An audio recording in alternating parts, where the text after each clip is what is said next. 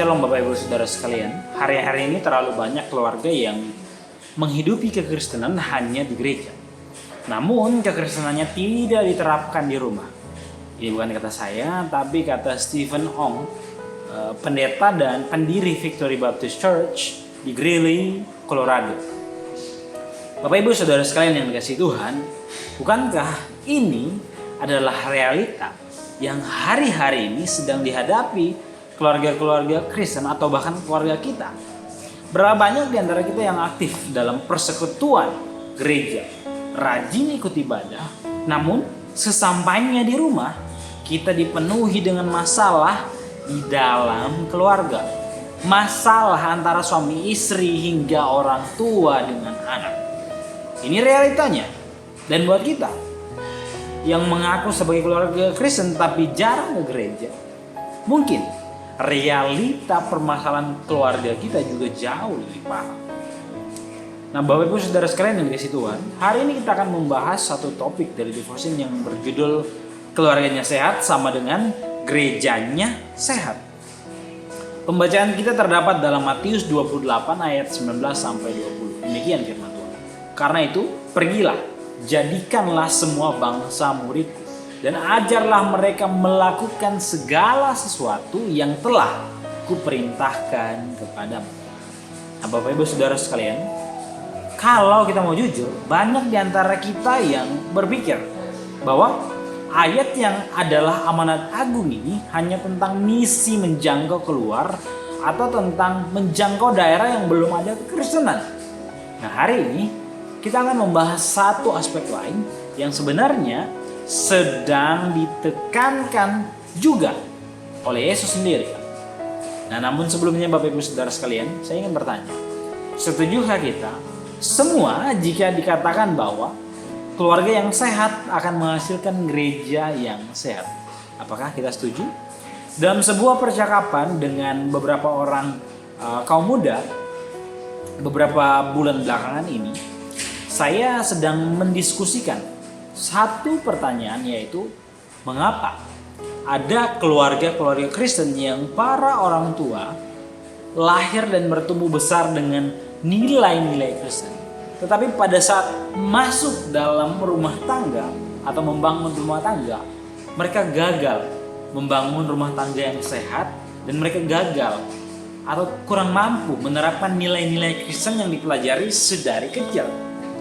Nah, Bapak Ibu Saudara sekalian, percakapan ini sebenarnya lahir karena kami melihat realita di sekitar di mana kami berada, bahwa ternyata dalam keluarga Kristen sekalipun, masalah fatherless, perceraian, kekerasan orang tua terhadap anak, perselingkuhan, serta masih banyak luka batin terhadap anak maupun orang tua lahir dari keluarga yang tidak sehat.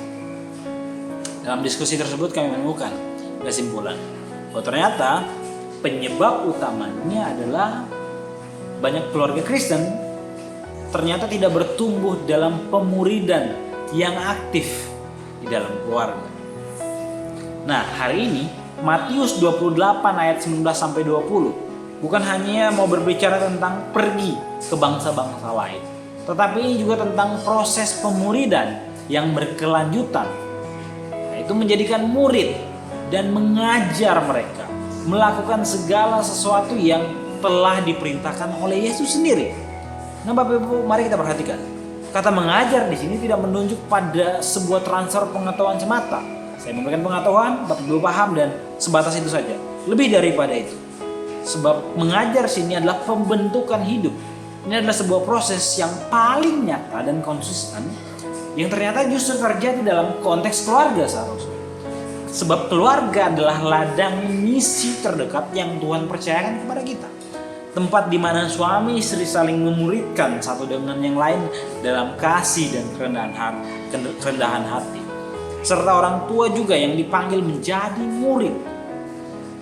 Yang terlebih dahulu taat sebelum mengajar para anak-anaknya tentang nilai-nilai kehidupan yang benar itu sendiri.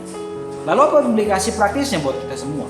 Nah, buat kita yang hari ini yang sudah rajin ke gereja, mari ingatlah bahwa iman Kristen tidak cukup diwariskan lewat kehadiran kita di gereja semata, tetapi juga harus dihidupi di rumah melalui doa bersama dengan keluarga.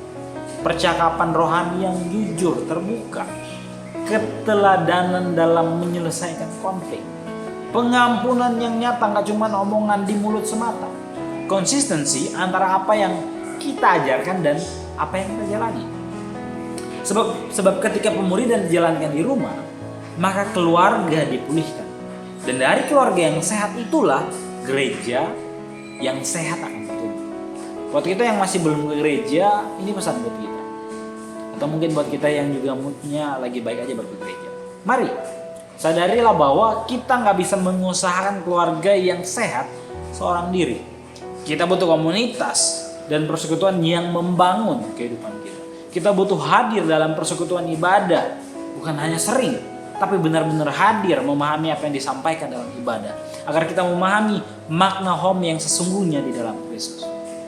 Jika ada di antara kita yang bergumul dengan hal-hal tersebut, Bapak Ibu, saya mau ingatkan kita bahwa tanggal 19 sampai 21 Maret nanti gereja kita mengadakan family camp yang akan membahas home.